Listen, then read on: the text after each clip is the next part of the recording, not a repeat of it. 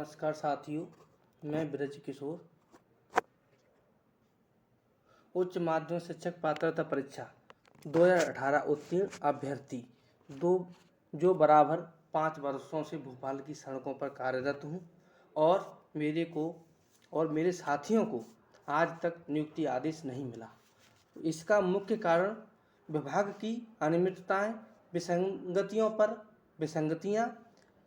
शिक्षक भर्ती 2018 उच्च माध्यमिक शिक्षक और माध्यमिक शिक्षक में अगर आप देखेंगे तो विसंगतियों का अपार भंडार है।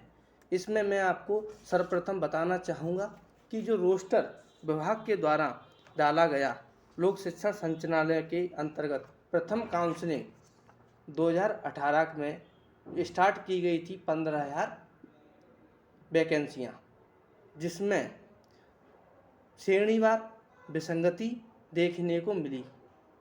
इसमें EWS का बात हो, चाहे OBC की हो, SC की हो या ST की, जितने आरक्षण के अनुरूप पद मिलना चाहिए थे वो विभाग द्वारा नहीं दिए गए।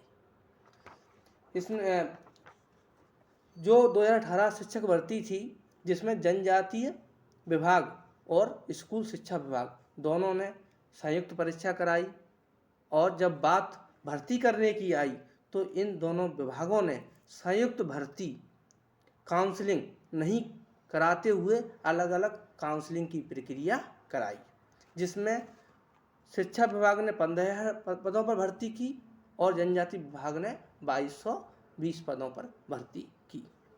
इसमें सबसे बड़ा जो दुर्भाग्य देखने को मिला, इसमें क्या हुआ, इससे जो अभ्यर्थी थे उनके नामों की पुनरावृत्ति हुई। जैसे जिन अभ्यर्थियों ने स्कूल शिक्षा विभाग में नौकरी नियुक्ति पत्र प्राप्त कर लिया, उसके बाद जब जनजाति विभाग ने काउंसलिंग कराई तो उन्हीं अभ्यर्थियों ने वहाँ पर भी नियुक्ति में काउंसलिंग में भाग लिया और नियुक्ति पत्र लिए। इससे मेरिट के क्रम में अन्य अभ्यर्थियों का नाम सम्मिलित नहीं हो पाया, और साथ ही साथ क्या हुआ इसमें कि जिन श्रेणीवार जो अभ्यर्थी थे, जिनको अच्छी रैंक थी, जिनको सामान्य की सीट मिलना चाहिए था, वो उसी अपनी कैटेगरी में नियुक्ति आदेश ले लिए और सामान्य की सीट पर अन्य प्रदेश के अभ्यर्थियों को लाभ मिला। इसके बाद विभाग ने प्रथम काउंसलिंग के अंतर्गत जो नियुक्ति आदेश निकलने चाहिए थे, 15,000 वैकेंसियाँ निकाली, नियुक्ति आदेश 8,000 कुछ पदों पर निकाला गया, उसमें भी वैकेंसी इनकी रिक्त रही। शिक्षा विभाग ने द्वितीय काउंसलिंग कराई। द्वितीय काउंसलिंग में इनने क्या किया, जो प्रथम काउंसलिंग के होल्ड अभ्यर्थी थे 13% OBC, उनको भी इस द्वितीय काउंसलिंग जो 2750 पदों पर की गई उसमें भी सम्मिलित कर लिया, जिससे प्रथम काउंसलिंग के जो पद थे OBC के वो तो रिक्त रह ही गए, साथ ही साथ यहाँ पर अच्छी मेरिट वाले अभ्यर्थियों को फिर प्राथमिकता मिल गई। तो अन्य मेरिट के क्रम में जो अभ्यर्थी थे वो अपने स्थान पर नहीं पहुँच पाए। इसके साथ में जो जनजाति विभाग था उसने अपने पद इस वाली काउंसलिंग में सम्मिलित करवा दिए। तो इसमें कारण सबसे जो बेकार दुर्गति हुई वो अभ्यर्थियों की हुई जो मध्य प्रदेश के मूल निवासी थे, चाहे वो किसी भी वर्ग या श्रेणी से हो, चाहे वो OBC का हो या SC का हो या ST का हो या EWS का हो, सभी को अपने वर्ग में नुकसान हुआ और इसका फ़ायदा अन्य प्रदेश के अभ्यर्थियों को मिला, क्योंकि अच्छी रैंक लाते और उनको उसी कैटेगरी में अपनी कैटेगरी में नियुक्ति पत्र थमा दिए गए। ऐसा मैं आपको प्रमाण के साथ दिखा सकता हूँ। जैसे काउंसलिंग इन लोगों ने जो कराई शिक्षा विभाग ने, हमने ये विसंगतियाँ कई बार प्रमुख सचिव को, शिक्षा मंत्री को, आयुक्त महोदय को, अपर आयुक्त महोदय को जो भर्ती प्रक्रिया देख रही हैं उनको अवगत कराया, लेकिन वो अपनी इस विसंगति को दूर करती नहीं है और उनका तो एक ही कहना है कि हम भर्ती अपने हिसाब से करेंगे, हमारी मर्जी होगी जैसे करेंगे और हमको जो करना है वही करेंगे। आप कहीं भी जाइए, आप कैसा भी करिएगा, हम अपने हिसाब से भर्ती करेंगे। तो आपको एक चीज़ मैं उदाहरण के रूप में दिखाना चाहता हूँ। उच्च माध्यमिक शिक्षक के अंतर्गत 16 विषयों पर भर्ती प्रक्रिया की गई। विभाग ने द्वितीय काउंसलिंग कराई, तो उसमें जो सामान्य की जो लिस्ट है, सूची देखिएगा आप, सामान्य की जो सूची है, इस सामान्य की सूची में मेरिट कितना गई, 90.42, और इसका जो हाईएस्ट जो कट ऑफ गया कितना गया सामान्य की सूची का, देखिएगा 103 कट ऑफ। ये सामान्य की सूची कह रहा हूं मैं, जो अदर स्टेट के अभ्यर्थी भी इसमें सम्मिलित हैं और डाली गई सूची को आप देखिएगा। इस सूची में जो अभ्यर्थी हैं, इसका ओबीसी का जो कट ऑफ इन्होंने लिया वो 112, देखिएगा आप, 112 cut off, highest cut off की बात कर रहा हूँ मैं। हाईएस्ट कट ऑफ ये रखा इन्होंने 112, देखिए 112 हाईएस्ट कट ऑफ। और इन अभ्यर्थियों को लगभग 21 अभ्यर्थी हैं ये, इन अभ्यर्थियों को भी इसी सामान्य की सूची में सम्मिलित होना था नियम के अनुसार, लेकिन इस काउंसलिंग में इन्होंने, और पहली काउंसलिंग में भी यही सेम कंडीशन की गई है।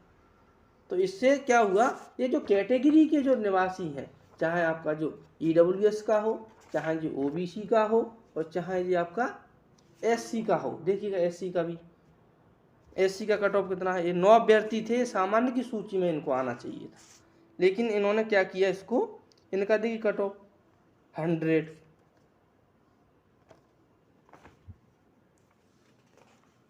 ऐसे ही एसटी का है 90.42 एक अभ्यर्थी। तो कहने का मतलब ये था कि प्रमाण मेरे पास है। इन्होंने काउंसलिंग में क्या किया कि जो अभ्यर्थी हैं, इन अभ्यर्थियों को इन्होंने सामान्य की सूची में सम्मिलित नहीं किया। जब नियुक्ति पत्र देने की बात आई, तो इन्होंने फिर क्या किया, अपने हिसाब से, जैसे कुछ व्यक्तियों को सामान्य की सूची में भी नियुक्ति आदेश दिए गए, फिर उसमें किए हेराफेरी, भर्ती घोटाला जिसको कहते हैं। कैटेगरी वाइज की जो सीटें थी, इन्होंने उस कैटेगरी में बहुत बड़ा घोटाला किए हैं। इसका एक प्रमाण है मेरे पास। बहुत सारे ऐसे सूची में नाम हैं जिनको मिलना चाहिए था नियुक्ति आदेश सामान्य की में, यूआर की सीट मिलना चाहिए थी, लेकिन विभाग ने क्या किया, यूआर की सीट न देते हुए विभाग ने क्या किए, जिस कैटेगरी का जो अभ्यर्थी था उसी कैटेगरी की सीट उसको दे दी गई। अब बताइएगा, तो इसमें फिर किसका नुकसान हुआ, मध्य प्रदेश के जितने भी निवासी हैं उनके बच्चे, जो किसान हो, मजदूर हो, जिनके गरीब के बच्चे हैं, और मध्य प्रदेश में कोई भी बेरोजगार है जो अपने बच्चे को पढ़ाई करा रहे हैं माता पिता, उन सभी के साथ ये बहुत बड़ा धोखा किया है। इस पर कोई शिक्षा विभाग कहने को कुछ तैयार नहीं है, और ना ही अधिकारी। देखिएगा आप इस पर देखिए, सूची कृषि विभाग की है, मतलब कृषि शिक्षक वर्ग 1 की ये सूची है। इसमें देखिएगा आप, इस सूची में इन अभ्यर्थियों को यूआर की सीट मिलना चाहिए था, परंतु ऐसा नहीं किया गया। इनको उसी कैटेगरी में अपना नियुक्ति आदेश दे दिए गए।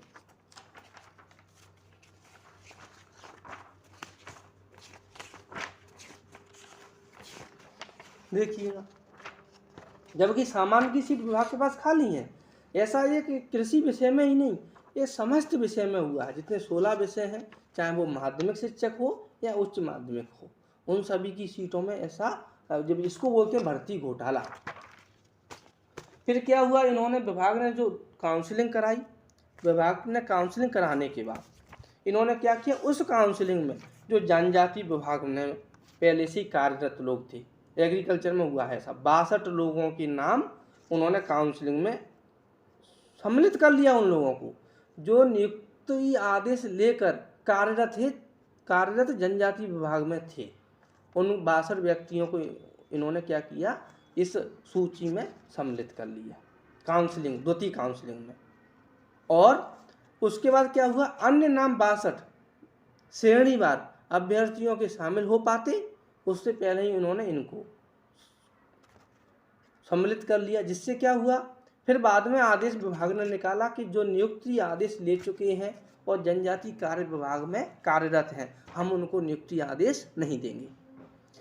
तो इससे नुकसान किसका हुआ? जो मेरिट के क्रम में अन्य अभ्यर्थी थे उनका नुकसान ऐसा हुआ कि उन्हें वो सम्मिलित ही नहीं हो पाए, और विभाग की सीटें थीं, जनजाति विभाग की और स्कूल शिक्षा विभाग की, वो रिक्त रह गई क्योंकि अभ्यर्थी कम पड़ गए और सीट ज़्यादा थी।